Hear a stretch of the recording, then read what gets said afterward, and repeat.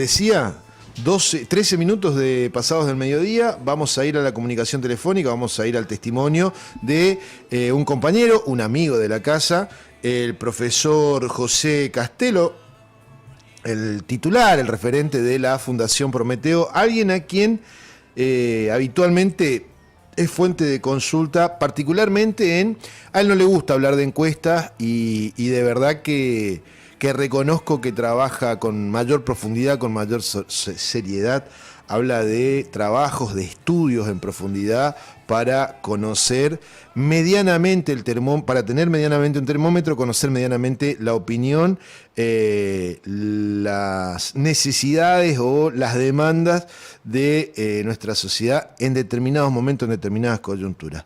Profesor José Castelo, ¿cómo le va? Buen día, lo saludamos aquí desde Radio La Mega, desde nuestro programa La Hora Señalada, mis compañeros, Walter Barberán por un lado, Diego Cini por el otro y quien le habla, Jacinto. ¿Cómo va? Buen día. Hola, buenos días. Como siempre, un gusto estar compartiendo con ustedes. Diego, Walter, Jacinto, Chamigo, un placer estar en vuestro programa. Muchísimas gracias por la amabilidad de siempre también y la facilidad que nos da para nuestro trabajo cuando le proponemos para conversar. Muchísimas gracias. Le decía recién afuera del aire, lo compartimos con nuestra audiencia. Nosotros acá somos bastante comunes, vulgares a la hora de relacionarnos con nuestra audiencia en todo sentido y le decía recién a usted fuera del aire, hace días se lo contaba y se lo aseguraba por la memoria de mi vieja, hace días que venía pensando en la agenda a futuro, en la agenda próxima a futuro. Es un laburito, hasta le diría, me animaría a decir que es un desgaste pensar la agenda y producir agenda diariamente en radio. A veces puede parecer una sencillez, pero no lo es. Y en eso de pensar agenda, venía yo en mi cabeza y usted era una de las personas con la que quería conversar. Y dije, voy a esperar a llegar un poco más la fecha cercana a las elecciones. Y ayer cuando veo que estuvo ahí conversando con Alonso, espera la puche, me ganaron de mano. Igual, eso no modifica en nada y en buena hora que lo podamos tener. Bueno, José, cuéntenos por favor cómo Castelo es, ¿no? Castelo. Mirá, encima en Radio 2 te pusieron mal, Costelo te pusieron. Atrevido, no saben ni escribir. ¿Cómo es? Sí, pues yo tengo siempre ya desde allá cuando estábamos en cuenta regresiva, ¿te acordás? Allá en Radio BES, cuando le contamos los días para que se vaya Macri. Profesor, cuéntenos un poquito cómo está viendo el panorama, si desde la Fundación Prometeo vienen realizando algún estudio, algún trabajo en relación a cuáles son las intenciones o las elecciones de parte de nuestra comunidad, de nuestra sociedad, de cara a esto, lo que será la primera vuelta el próximo 22 de octubre. Bueno, básicamente agradezco mucho ese reconocimiento de que preferimos hablar de investigaciones sociales. Bien. Y no de encuestas, porque lo de la encuesta se asocia mucho con el encuestador privado. Y nosotros Bien. Hacemos investigaciones sociales y dentro del montón de tópicos que caracteriza al ser humano y sus actividades, una de ellas es el momento y el criterio que utilizan para elegir sus autoridades. En otras palabras, una investigación sobre el significado del carnaval para el correntino, desde nuestra óptica, no es menos importante que por quién va a votar o en cuál ocasión. Bien. Y en ese sentido, ya tenemos algunas discrepancias veo que muchas encuestas insisten en hablar de tercios. Y en este momento consideramos que en vez de 3/3 tenemos que hablar de 4/4. ¿Por qué? Porque ya toma dimensión, ya tiene volumen propio esa cuarta fuerza irrepresentada que fueron las personas, las millones de personas que no fueron a votar.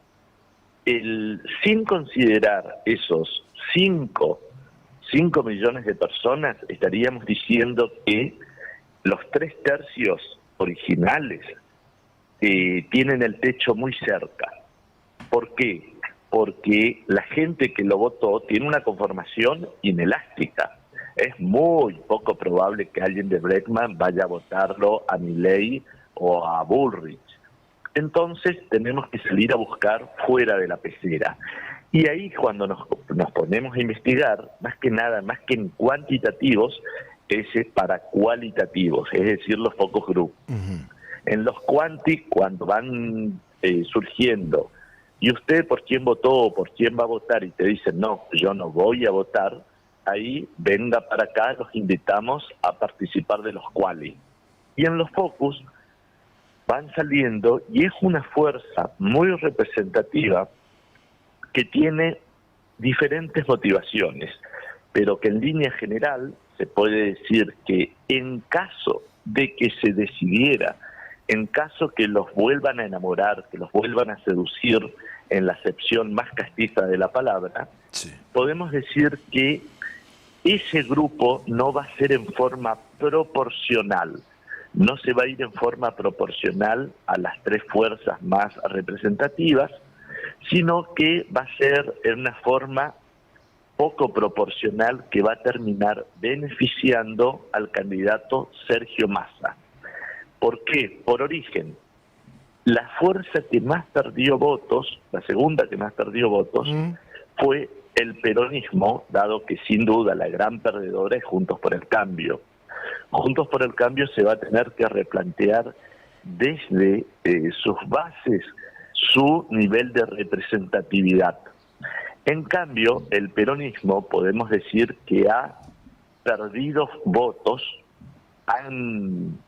tiene votantes habituales, votantes consuetudinarios, que en esta ocasión de los PASO no los ha votado, pero que existe la posibilidad de que vuelva a votarlos.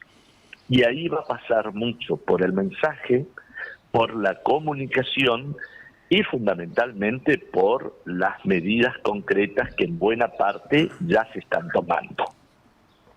Profesor, ¿qué tal? Buen día, mi nombre es Walter Barberán. Esto último... Pero sí, Walter, lo reconozco por la voz. Gracias, muy amable de su parte. Esto último que usted decía, querido profesor, y en el marco no solamente de lo emocional, no hay visera más sensible que para el ser humano como es la del bolsillo, indudablemente. ¿De qué manera precisamente van a impactar esas medidas que se están tomando y que tienen, este nuevo IFE se va a estar pagando en la segunda quincena de noviembre, que tengo entendido, porque también en el marco de esta investigación sociológica que usted realiza, somos seres humanos emocionales, ¿no es cierto? Y esto sí, que usted decía, si bien en el Las PASO no votó, sí hay muchísimas probabilidades de que ahora se vote. Y esto también le quería decir, como dos en una, disculpe usted. Y me preocupa, lo etario, ¿cómo tamizó las diferentes edades, digamos? Bien, muy buena pregunta. Acá lo que tenemos que volver es, tenemos que demitificar que los gurises que están todo el día prendidos de la Play y del celular fueron los únicos que votaron a Milei, porque estaríamos cometiendo el error de subestimar el enojo de mucha gente en diferentes edades. Entonces, si le atribuimos la mitad de sus 30 puntos a los gurises, que eran lo que razonablemente estaba previsto, y el otro 15% tiene una motivación multicausal y cruza sexo, edades, condiciones sociales y niveles socioeconómicos culturales, entonces, estamos hablando de un individuo. ¿Estamos hablando de ese entrecortó, profesor? Estamos hablando de un fenómeno extendido y parece a propósito, disculpe, lo estábamos escuchando clarito y se entrecorta, no se entiende bien. Parece que decía... Voy de vuelta. Dele. Es un fenómeno multicausal porque precisamente va cruzando las condiciones socioeconómicas, culturales, atraviesa también sexos, edades, realidades geográficas, y de todo eso hay ciertos comunes denominadores que sí uno los puede tomar. Claramente las personas beneficiarias del IFE no son las mismas que van a ser beneficiadas cuando no se le haga descuento del impuesto a la ganancia. Bien. Y tampoco son las mismas, aunque sí, eso sí, por eso nos beneficia a todos, mientras que cumplamos la reglamentación de la AFIP, obviamente, el descuento, la devolución del IVA. Por supuesto. Entonces, hay una serie de baterías que apuntan a diferentes targets, lo cual está muy bien porque, permítanme hablar en un lenguaje muy crudo, a las personas, al Cherapichá-Poriajú, ¿qué le interesa que hayan bajado el mínimo de ganancia? Claro. En absoluto. Claro. Y ¿se acuerda cuando había gente que festejaba que Macri liberó y que ahora cada uno de nosotros podíamos comprar $2 millones? Sí, nada, y uno se agarraba de la cabeza. Sí, bueno, sí. No te alcanzaba para la carne molida y te iba a comprar $2 millones. Exacto. Entonces, acá la estrategia es bien distinta porque se está pensando en sueldos, en ingresos importantes que son beneficiados con esa medida. También se considera a quienes dependen y necesitan la presencia de un Estado muy presente. Absolutamente. Que lo beneficia a través del IFE. Tuve la oportunidad y no quiero con esto extrapolar, no quiero decir que ocurra con todos los casos, pero una señora que me mostró muy contenta una compra de 18.000 pesos y cómo le habían devuelto 3.600 pesos. Y me dijo, pero es cierto. Y ahí, lógicamente, metí mi maldad. Muy poco profesional lo mío, y le digo, pero entonces, ¿piensa continuar con su línea de votación? Y me dijo, ahora sí. Era una persona que muy fastidiada, tenía una línea de votos a lo largo de los años por el peronismo, y en estas últimas pasos había votado por Milei. A esta señora, dentro de 2 semanas, vamos a estar entrevistándole, va a ser parte de un panel de focus group, porque evidentemente hay mucha gente que tiene una cierta pertenencia, pero supeditada a ciertas variables económicas. No sé, lo llevo al terreno deportivo. Yo soy estudiante de La Plata. Y ayer, cuando me hacían chúa antes del superclásico, le digo, ¿cómo van a perder su vida viendo un partidito entre equipitos? Y sí, uno se tiene que agrandar porque si no te tiran con todo. Totalmente. Y mi pregunta es, ¿por qué no podemos hacer lo mismo en la política? ¿Por qué somos tan resultadistas? Y como decías hace un momento, ese pensar tanto en el bolsillo, pero al momento de tener que votar, pareciera que no consideramos que, como en el poema de Bertolt Brecht, lo que yo hago es político. El pan, comprar el pan, depende de una decisión política. Claro. Eso es lo que yo planteo, esa cuestión emocional que a mí me lleva a seguir siendo pincharratas, y sin embargo hay gente que venía con una línea de conducta y bien o no fue a votar o bien votó por Milei.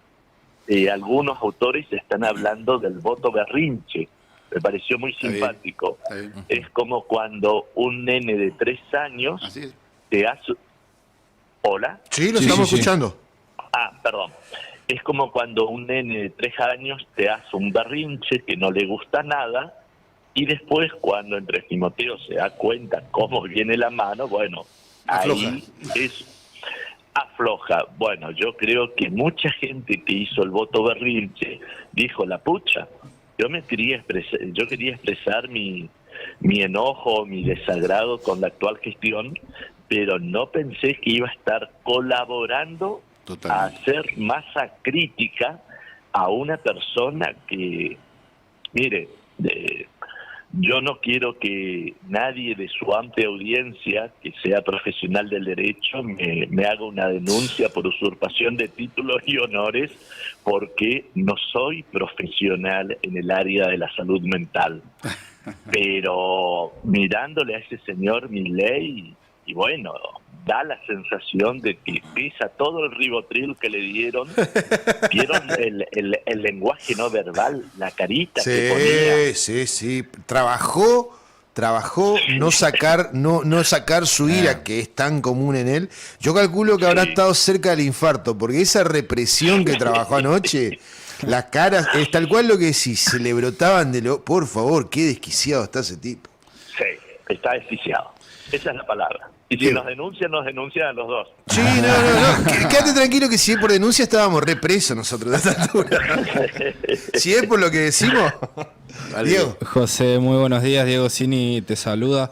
Justamente al debate iba encausada mi pregunta. Ayer asistimos al primero de los dos debates antes de la elección general. Tuvo mucha audiencia en la televisión, también mucha repercusión en las redes sociales. ¿Puede tener alguna incidencia? ¿Tiene alguna incidencia el debate en la inclinación del voto, sobre todo de los indecisos o de la gente que no fue a votar en las PASO?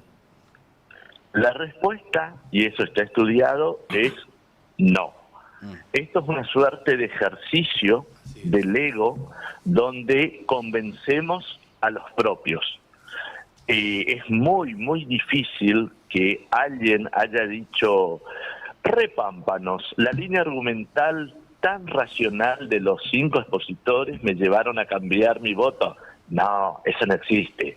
Cada uno escuchaba y apoyaba a su propio candidato y festejaba, y esto sí es algo que hay que señalarlo, no sé si como bueno o como malo, simplemente es una variante que tuvo el formato de debate acá en busca de la audiencia. Audiencia no necesariamente... ¿Hola? Sí, lo escuchamos atentamente. No necesariamente audiencia quiere decir participación activa, aunque haya mucha gente que haya movido los deditos opinando y votando y demás. Pero si estamos hablando del instrumento que es el debate, que es algo muy digno, en el cual se intercambian posturas, esto decididamente no ha ocurrido. Acá fue lo que se denomina los ataques, las falacias ad hominem, en los cuales yo ataco a la otra persona, no su línea argumental, sino la persona que es. Hagamos de cuenta que yo estoy sentado con ustedes en el estudio y justamente Walter me hace una pregunta sesuda, certera, que me pone en la picota y yo le respondo, pero ¿cómo me va a hacer usted esa pregunta con el tipo de zapatillas que está usando? Mi mamá diría, y yo tengo una tía en Goya, ¿qué tiene que ver una cosa con la otra? Y créanme que ustedes lo dieron, hubo mucho de eso, ese tipo de descalificación. Y hay que ver qué es lo que capta la gente. Veo que el radio está difundiendo los 35 años de Divididos, que espero, muchachos, como gente del rock, que lo vayan a ver, vamos a ir juntos. Bien ahí. Y es inevitable de ese larga duración espectacular, la era de la boludez, claro. Se acordarán que el tema más importante era aquel donde se preguntaban, ¿qué ves? Cuando me ves. Cuando la mentira es la verdad. Sí. Y hay que preguntarse, ¿qué ve? ¿Qué vio cada votante de Milei al verlo a Milei? Cada votante de Bullrich a verlo a Bullrich. Probablemente haya sido algo, una medida... ¿Una medida? ¿Haya sido una medida? Autosatisfactoria. ¿Cómo? Autosatisfactoria. Autosatisfactoria. Sí, es como una... elegante en el... Es como que alguien... parece a propósito, José. Yo no sé están si, escuchando de otros lados, José. Yo no sé si la cola del diablo, pero cada vez que vas a alargar un término interesante en términos de definición, se entrecorta. Bueno, entonces podríamos decir que una medida autosatisfactoria equivale a aquel adolescente absolutamente virginal que tras haber ejercido la noble actividad propuesta por hoy, qué bien que estuve. Se entendió claramente con el ejemplo. Evidentemente hay mucho de eso, mucho de ello en lo que circula en las redes diciendo ganó fulano, ganó mengano. Acá si tenemos que tener en cuenta un parámetro que sí sea mensurable, es el algoritmo. ¿No? Registra todo lo que sea el movimiento de nombres y positivos a favor. Por eso se decía que era tan importante concentrarse en no más de dos hashtags, hashtag es el que le permite indexar, es el que le hace cargar a la cuenta de conceptos y se va sumando y va incrementando, y eso registra el algoritmo. Pero es algo, eso es un tanto a lo mensurable. Sí. Lo ponderable es totalmente subjetivo. ¿Quién se puede decir que ganó? Va a tener que ver con, que lo charlamos en otra oportunidad, con aquello del sesgo de confirmación y la disonancia cognitiva. El sesgo que confirma lo que yo había pensado. Claro. Porque como dijo en una de sus obras Shakespeare, uno le dice: solamente acepto los juicios que coinciden con mis prejuicios. Y el otro le responde: pero eso no es de nobles. Y el primero le dice: pero es de hombres. Así pues que, mis estimados periodistas, el coincidir con juicios que coinciden con mis prejuicios es propio de la condición humana. Nosotros estamos haciendo uno de los mejores programas de radio de toda la región. Ahí está el mejor ejemplo. El autobombo. Y estamos convencidos. El autobombo, hablar entre convencidos, el microclima. El microclima, sí. Exacto. En fin. Exacto. Y uno sale con una convicción y con con el ego en el salto. El tema es cuando te quedás pelado de tanto chocar la frente contra la pared, digamos. Sí, señor. Y acá es lo que vamos a ver. Claro, yo no tengo ningún tipo de problema en cuestionar mi propia actividad. Hoy estoy con las citas, una definición muy interesante de Sartre. Decía: intelectual es aquel profesional en un área que llega a comprender las contradicciones de su propia formación. Y yo no tengo ningún problema en que todo el área de consultores, de gente que se dedica a hacer estudios cuantitativos, que se terminan convirtiendo en tecnócratas. Claro. Y si los candidatos escuchan solamente a ellos y le dan la espalda a la realidad, insisto, del ciudadano común, del Cherapichá-Poriajú, y yo no sé si va a haber un correlato entre lo que dice el algoritmo y lo que va a decir las urnas. Bien. Puede ser bastante diferente. Clarito eso último. Los algoritmos de Internet, Facebook, WhatsApp, TikTok, lo que quiera, es una realidad. La realidad del territorio, de la calle, del en vivo, por así decirlo, es otra y pueden apuntar a distintos resultados. Y ojalá Dios quiera que así sea. Profesor, me quedo con el algoritmo, permítame la palabra, de la doña que le dijo: ahora voy a votar otra cosa. Me encantó. Pucha, ¿se cortó? ¿No? No. Profesor Castelo, bueno, lo despido, pero a la vez también lo comprometo, aunque no hace falta con usted, pero sobre todo de cara a nuestra audiencia, y conversemos, por favor, aunque se reitere en el mismo mes, lo enriquecedor vale la pena. Conversemos, por favor, antes de la primera vuelta. Pero con muchísimo gusto estamos a disposición y siempre es un placer hablar con ustedes. Igualmente. Muchísimas gracias. Un fraternal abrazo. Otro para usted. Gracias, y hasta amigo. un próximo contacto.